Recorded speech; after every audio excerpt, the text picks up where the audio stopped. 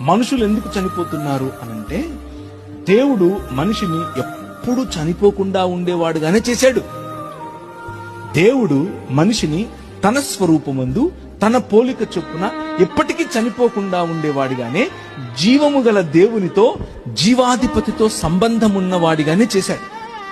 కానీ మనిషి ఏం చేశాడు అనంటే, దేవుడిచ్చినటువంటి ఈ ఆధిక్యత, దేవుడిచ్చినటువంటి ఈ సమాధానం, దేవుడిచ్చినటువంటి ఈ సంబంధం నుంచి దూరమయ్యాడు. ఎందుకు దూరమయ్యాడో తెలుసా?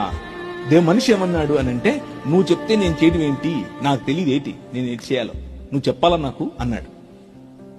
మనిషి దేవుని యొక్క సంబంధం నుంచి దూరం అవటానికి గల కారణం ఏమిటి అనంటే, మనిషి దేవుణ్ణి తిరస్కరించడం.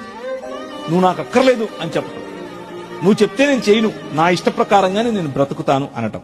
దాన్నే ఏమంటారు అనంటే పాపం అంటారు.